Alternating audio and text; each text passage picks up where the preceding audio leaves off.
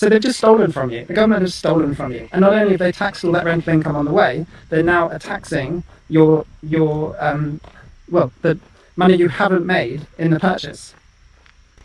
And this is typical UK since 2000, and then worse since 2008, worse again since 2010, worse again since 2020, and worse again since COVID. So the decline of the UK has been so rapid that people outside the UK think it's still the 90s. And this is typical UK since 2000. Isn't that interesting? There's that same demarcation line again. Hey guys, it's Matt. He says it started changing around 2000. Maybe he means September of 2001, which to me is a literal reality demarcation line. Welcome back to might as well just do like Shark Week. Proof of Not nilC Week is like Shark Week. He complains about a lot of different things. This is his channel, Shed Talks. I think he's abandoned the UK for Malaysia, because he mentioned Malaysian ringgits a few times, and where he's walking seems very jungly. He's left the UK. But see, again, the normal people, they just don't get it. This seems like a nice guy. I doubt he'll ever see my video about his video, but they just don't understand Not nilC. This is proof of Not nilC. When we now have hundreds of thousands of decisions at all levels of government that just simply don't line up with common sense. And it's worse than that. Any first grader could see that the decision from whatever level of politician would very quickly lead to the degradation of the town, city, county. These decisions keep being made. There is only one explanation, Not nilC. So how's the UK changed for the worse? Well, I'll give you some examples. So 70s, 80s, 90s, everything in the UK was humming. There was, so in the UK, pubs are a key part of the communities. They're all busy. You could go to a pub on a Sunday, catch up with everyone, get a good meal. They didn't cost the earth. That was and then during the week, work, Sunday, pub, beach walk, that sort of thing. So when we hit 2000s, I guess the birth of the internet, pubs started to close, go out of business. So that central community point was gone. There it is again. When we hit 2000s, that central point of people gathering together was gone. When we hit 2000s, when we hit the new century, when we hit the new millennium, no doubt it's a shift or change in reality. These people would think we're crazy for talking about anything like that. These people would think we're crazy for talking about Not nilC. They always have to come up with a reason for there's a part about banks I don't think he'll show you. Say, well, they probably closed all these branches because of cost.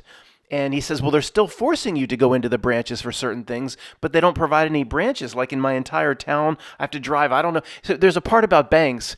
And he says, probably they closed them because of cost. The regular person can never go where we go. Now, are we exactly right? No, but there's something else here. You cannot keep explaining it away using regular pedestrian means when things have become so insane. Yet the regular people, they just keep doing it. They must be doing it because of cost. No, it's not because of cost. I know you think I'm crazy. It's because of Not nilC, sir. So when we hit 2000s, I guess the birth of the internet, pubs started to close, go out of business. So that central community point was gone. I had missed that the first time he said it. I'm glad I just stumbled upon it. If there's another demarcation line of destruction, maybe I talk about September of 2001 too much, but he says, or the birth of the internet, when everything started to go bad, about the birth of the internet. He's almost like he's not blaming the internet. Because he doesn't go on to say that. It's almost like he's using it as just a time marker. No, blame the internet, sir. If there's another demarcation line of destruction in this reality, it's September 2001, or basically when everybody started using the internet, if you're under age 35, right about 1994, 1995. Well, 93, 94. Million people a month were discovering the internet. And about the pubs, remember I made a video 7, 8, 9 months ago about all these pubs in the UK and Ireland, etc., all closing. The old style pub. Well, the notnilC, I guess it really likes people drinking alcohol. But see, what's worse to the notnilC is people gathering together. Real spirits with their reality bubbles conjoined. Oh, they can't have that. No, that's why it came up with the word, quote, spreader dash event, end quote. That's why it came up with spreader dash event. That it doesn't like when real spiritual beings can join their reality bubbles, even if there's a few pints and you're getting a little bit tipsy because of the alcohol, and that's all notnilC companies, of course. It would rather have no alcohol consumption because that's the lesser of two evils to the notnilC. It doesn't like real people getting together. No, it can't have that.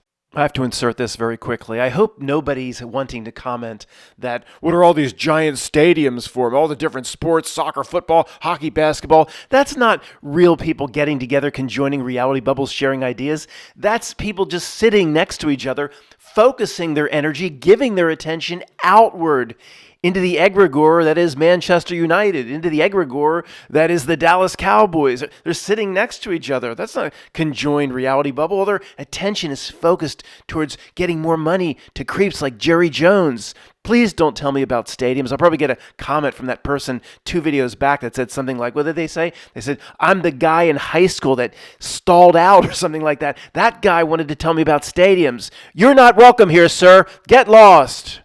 Around 2000, the farming industry was completely decimated by the government, maybe on purpose, because the government can't manage anything, let alone farming industry. Guys, I'll continue with him talking about farming, and I'll stop interrupting so frequently. But it's interesting. There it is once again, right around 2000, he says. That's the 3rd time this century, this millennium. Not a coincidence anymore. We've seen too many changes about the start of the century, but you people would think there's some conspiracy or something strange going on. It's just a coincidence. No, it has happened too often. He's noticing it, and then even bits and pieces of being like us comes out from him and normal people. Remember what he said? The ruination of farms. And then he says quickly, like, well, it may be on purpose, but then he immediately tries to cover it up and says, well, the government can't manage anything. Well, wait a second. Did a little part of you want it seeing that it's on purpose? What did you mean by that? Well, at the very minimal level for the normal person, they typically mean, well, the big corporations, ADM, Arthur Daniels Midland, and Cargill, and all the big farm companies get involved. But it's kind of squeaked out a little bit. Somebody like us said, well, maybe they ruined it on purpose. And then just a second later, he says, well, the government can't manage anything. No, sir. If you get a chance, explore that first part. It's absolutely on purpose. Even if the CEO of ADM and Cargill don't even know what they're doing, it's on purpose. Even if it's real, it's fake. People on the frequency aren't even aware of notnilC. I know that confused a lot of new people. I'm very sorry for that. So around outside of London, just all you have is derelict farms, or one big one that now manages all the land. And they do it in a way like for speed. So in the 90s, you would have small independent farmers who would turn over the soil properly, go about the crops properly. Now it's just scratch. You just scratch the soil, throw on the seed, and hope for the best. So the farming industry changed, the pub industry changed, and then loads of manufacturing companies, several around us, that did exist in the 70s, 80s, 90s. After 2000, just one by one fell, closed, just literally closed. No one took them on, no one grew them, nothing, just closed. So you've got no farm work, no pub community, and the manufacturing companies closed. And I was looking back through his, because he ran a farm, back through his planning applications, and it was all very simple. He put in a plan, it got approved, he built the building, and onwards and upwards, took on more people, had a bigger business, tried to make some money, invest it back into the business, grow the business, and so on. Nowadays, post 2010, you would have, there's no farms to start with, but you would have no hope of getting planning like how he used to. No chance. People don't even bother now. They don't even bother putting in planning. because they know they're not going to get it. And when it takes 1 year, 2 year, 3 year, I mean, we only see, what, 80 summers, 70 summers, and you're going to spend 3 summers stressing about the council not giving you planning. People just don't bother. So the farms are gone, the pubs are gone, and for, I don't know, all the way up until 2000, that would be a bustling area. Post 2000, every single shop, actually bar the butchers, has closed, run out of business. And then they charge now for parking in that place, and then they wonder why no one goes, and they wonder why no shop will open up there, or why no shop survives. That's now at least 5 times. I think he's using around 2000 or around 2001 as the demarcation line. Well, the farms were then destroyed and the manufacturing was destroyed. Unlike when it was thriving in the 80s and 90s, at least certain industries, pubs, etc. We expect him to come out and complain that everything is closing down. But again, one last time, I want to point out how he's seeing the demarcation line that we see. But when we talk about it the way we talk about it, well, we're just one of those people. The reason I'm showing this picture, if you're driving, it's a quick picture of the opening front gate to Coalbrookdale Company. He talks about, of course, all the manufacturing is closing in the UK. Well, of course, it's closing throughout the entire West. It's all China, it's all Malaysia, etc. But per this picture, I want to tell you a quick stove story. Relax, it's 1 minute or less. I'm not going to turn this into a stove video. Coalbrookdale in the UK opened as an iron company, building iron bridges, huge pieces of iron. They just had a few stoves they sold for 15 years. They're not a stove company. They're an iron products company. 1709 it started. The first iron bridge in the world was Coalbrookdale Company, the first company in the world to use coke to produce iron, which is, again, a different type of processing of coal to create high temperatures. Anyway, so I told you, I'm down to about 20 seconds. The Coalbrookdale stove, it was called the Severn, which is the river that runs by this manufacturing plant, was on Craigslist, sitting in somebody's garage for 27 years or so, something. He never got it installed. It was brand new. It was the greatest find, because not just, I like the old stuff is better than the new stuff. I mean, the iron, it's like 500 pounds. I have it here now. But the history of getting that old stove from the original iron company in the world, 1709, it just, I would have done anything to get, the guy was easy to work with, and he was cheap, and, he's like, hey, it's been sitting here for 27 years, take it. And I don't think he knew the whole history behind it, but it's not just the stove, it was the history that fascinated me. But this is just, of course, one example among tens of thousands where all the industries of the West have been wiped out. And you and I can see that if anything were real, we would all be living in tents in the West, because all the money flows to China and to everybody that manufactures. All the money then gets exhausted. And then, there needs to be, of course, we know, you and I know, they just print up whatever they want. They print up $1 trillion a day on a computer. But they don't tell that to the people around us that think we're crazy. If the people around us would just consider that, well, all the industry is gone, and you're paying China for once all the money flows out, then we're living in tents. There's no money flowing back in, because the West is sustaining itself. And if you look at cities built out like Nashville and everything, it's not just sustaining itself. There's $100 billion investments in certain parts of the West, a revitalization of this city, etc., revitalization of certain cities in Ohio. I mean, it proves flat out they're just producing trillions of dollars that you don't need to sell anything anymore. You don't need to produce anything. You don't need to manufacture anything. I mean, somehow they've kept this hidden from the people. It is not a conspiracy. It is a second-grade common sense. But when we go here, I guess people are a little bit more apt to talk to us about this. It's not the hardest of hardcore conspiracies, but they still think we're a little strange. It is very frustrating, folks, to see the world the way we see it. Coming back for 20 seconds, I'm sure many of you are wondering, what's all the boots and stuff hanging all over the gate the day it closed? And it's a UK company. Coalbrookdale 1709 UK. 2017, it was officially shut down. No more foundry, no more ironworks. Many of the workers hung their boots on the opening gate, and this is the last day it was open.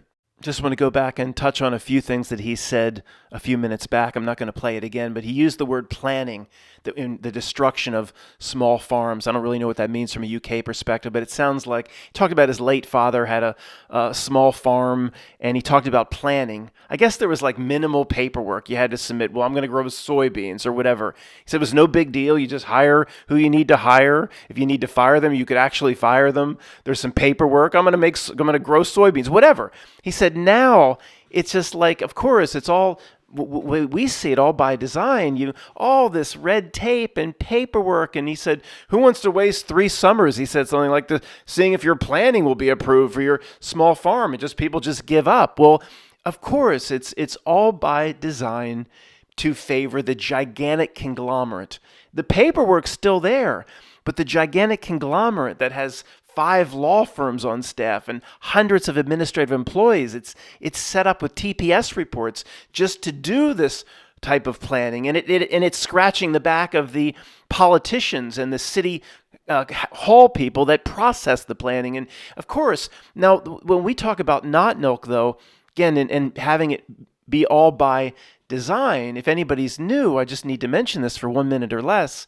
The people down at City Hall, the people that require all this red tape, nobody at any level sees it's all intentional. Well, then how could it be intentional, Matt, if nobody consciously at any level has the intention of destroying this or destroying the small shops of the butcher, the baker, and the candlestick maker, of destroying small farms? That's just the way the notnilC works. It's a frequency and a download.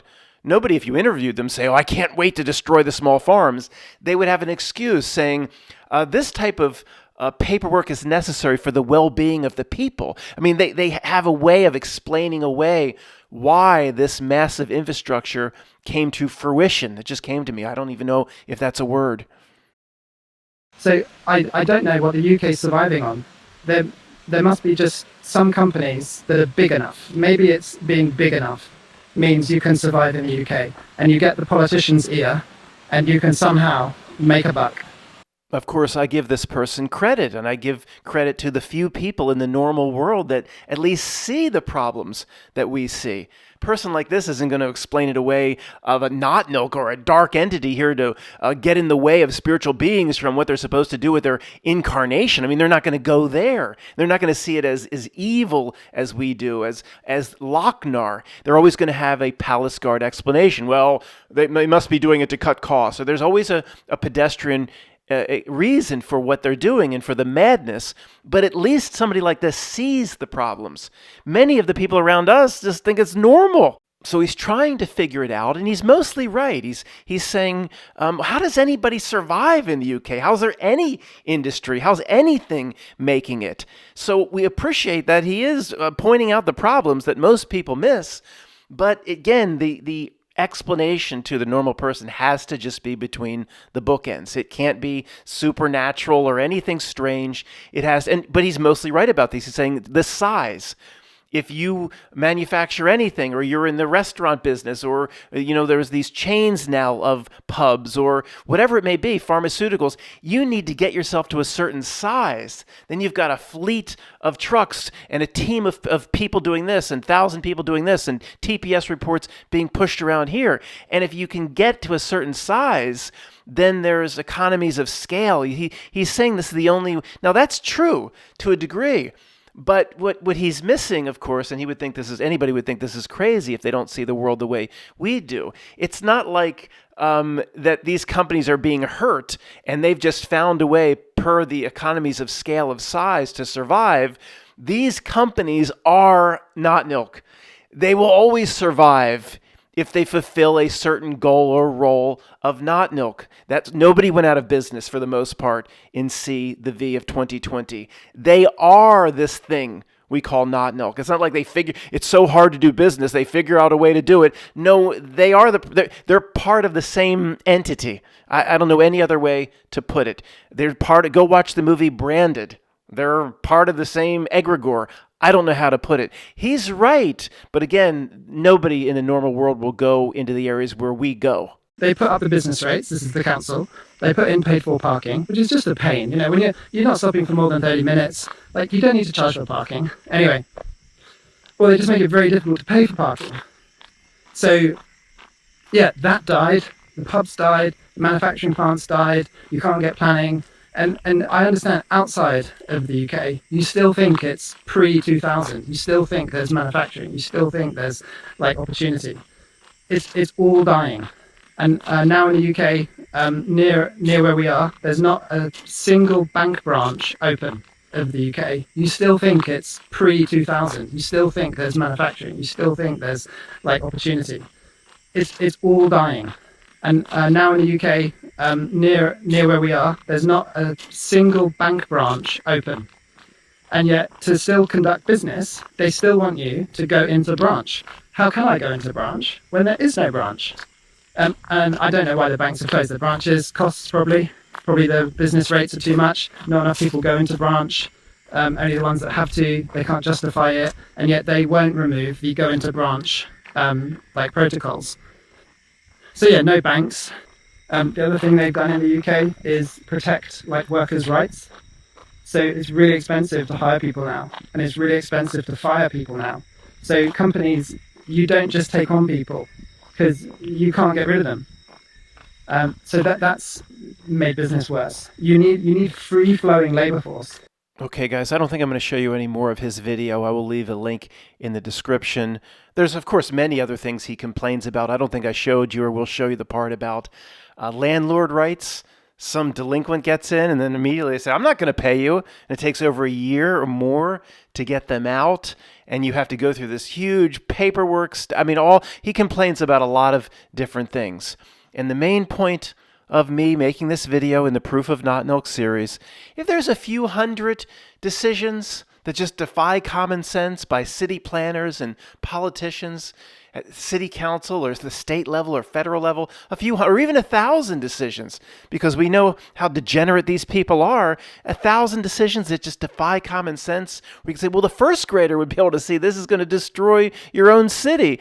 Okay, then you're not going to go where we go. You're not going to say, evil thing here, spiritual adversary, notnilC, all destroyed on purpose. But we have like hundreds of thousands of things we could potentially cite over the last 15 years, all that defy common sense, all that anybody at any level should be able to see that the decision will destroy. It's literally like, how many things do people need to see before gentlemen like this or anybody says there's something else going on here? We can't just explain it away anymore with pedestrian explanations like cost cutting or dumb politicians. It doesn't work anymore. For this video, once again, we find ourselves in the city of San Francisco. I'm in North Beach, next to the cannery that is currently closed. I'm going to walk on Columbus, starting here on Fisherman Wharf, and get into North Beach. Look at that. This place hasn't been open for a while. I've shown you guys Metal Leo's channel before. To find it, you just go to the YouTube search box, Metal Leo channel. He's gone all over California. He's gone to Oakland, all different parts of San Francisco, up Market Street, across the street from the University of California at Berkeley, San Jose, and it's pretty much the same story. In the areas where he goes, 70 to 80%. Certain parts of Market Street, closer to 90%. He just says, closed. You could go watch the videos. I like some of his videos. You get the point. Closed. It's all, see, you get back into, what are these, if you could interview the politicians of Oakland or they don't have as many advantages, of course, 1/1000th the advantages of San Francisco. Let's say San Francisco City Council. What are they thinking? This is what the download and the frequency is all about. They would go home and say, we're trying to do our best here. It's a very expensive city, and we have limited budget to work with. who knows what they tell themselves? They certainly wouldn't say, we're out to destroy it on purpose, and we're not going to tell anybody. They wouldn't think they're destroying it. We know per how they serve notnilC, they are destroying it on purpose. But they're not aware of it. 99 whatever percent of those that participate, even at the highest levels of notnilC, don't know that they're serving notnilC. But it's just fascinating. What would they say? The City Council of San Francisco, and is Gavin Newsom still there? What a lowly creature that entity is. Who knows what that thing is? What would they say? You know, what in terms of what have you done? Do you just want all the local businesses to go away? Or who knows? Who knows how they justify it? This is so fascinating to me. I told you the only thing I'm interested in talking to these people before I depart, I want to talk to some of the college football and college basketball announcers, because the basketball and I tried to watch the NCAA tournament. I watched 5 minutes and I had to turn it off. It was the same thing as the football. The transfer from NC State, the transfer from the Duke, transfer. Every time somebody got the ball, they had to tell you, just like with college football, where they transferred from. This is a download, people. This is a frequency. It's like all the announcers, hundreds and hundreds across all of college football and all of college basketball for years have to keep mentioning where everybody's transferring from. In a way, pushing the transfer portal, pushing the fact that it's like acceptable or cool that kids are going to 3 or 4 schools. It's disgusting. And did they get a secret memo from Men in Black? No. That's what we used to think. That's all we could come up with, because it has to fit within our reality bookends too. It has to be the secret societies. Why do they all follow along? They all do what the others do, and it just transfer. It's so frequency download. The point of me telling you this, I want to talk to one of them, when somebody that retires. Chris Fowler, and that's not a good example, because he started all this as the top guy in college football, and everybody followed him. Oh, great tackle from the transfer for Penn State, transfer. I want to say, I want to ask one or two of them, one of the 2-bit ones that just goes into another industry in 4 or 5 years. Why did y'all say transfer did you get a memo from the NCAA? Did CBS Sports tell you to push that? Were you rewarded every time you said it? Did you get an extra $5 in your stocking or something? Why did you keep doing that? I'm almost positive they wouldn't say anything clandestine, or there was a secret memo that came from the NCAA and it was vetted by the CIA. They wouldn't say anything like that. I don't know what they would say. They would just say, I don't know, we just all started to do it. They would say something like, I don't know, the leading people in our industry, like Chris Fowler, started to just mention the transfer every time there was a tackle. And then we kind of knew that our bosses wanted us to talk about the transfer. And the NCAA wanted kids to know that it was available, like they're just trying to help. Kids should know that, like, everybody's known for 5 years that anybody can transfer on a whim for any little reason, yet they just keep doing it and keep saying it. I don't know what they wouldn't even know how to describe it in talking to these announcers. Well, Matt, why do you still want to talk to one? I don't know, because I just have to at some point. But this is the frequency. This is the download. This is the radio station. It's real. What is it, Psy Girl? Again, give me a little bit of a hard time again. You give me a little bit less of a hard time, Psy Girl, and I appreciate your good insight. But no, this I don't. First off, how do you talk about something like this? It's hard to talk about. So using words download, frequency, radio station is not inappropriate, because I believe it is literal. Per what I commented back to you, per the Mandela effect, I've seen people go, "Oh yeah, I know all those answers. What's this Mandela effect thing? Years ago, I've never heard about it. If you build it, they will come. Everybody knows that. Life is like a box of chocolate." They say all the things that you could say we want them to say, give all the answers, and then I've seen people. Guy Fawkes talks about, he's seen people take the download. And it's almost like they get a firmware update, and you don't hear the noises, but you don't hear. They just kind of glitch out for a second or two, and say, "Actually, come to think of it, I'd like to change some of my answers. I'm almost positive it was always, if you build it, he will come." They change all their answers. I'm saying the download is in. I'll never understand exactly the mechanism or how it works, or is it a spell or a technology? I'm saying it's literal. Per the definition of that word. I don't know how it works. It's literally like a download. So if I've seen people with the Mandela effect triggered, well, that's no proof at all. Okay, whatever. But I apply that to other things I observe in terms of the entire army of announcers for college basketball and college football for 3 or 4 years have to continuously keep mentioning transfers. This is the download, folks. It is not a secret memo from the NCAA or whatever. Anyway, I guess I'm being a little repetitive. I guess I'll end the video. Thanks for being here.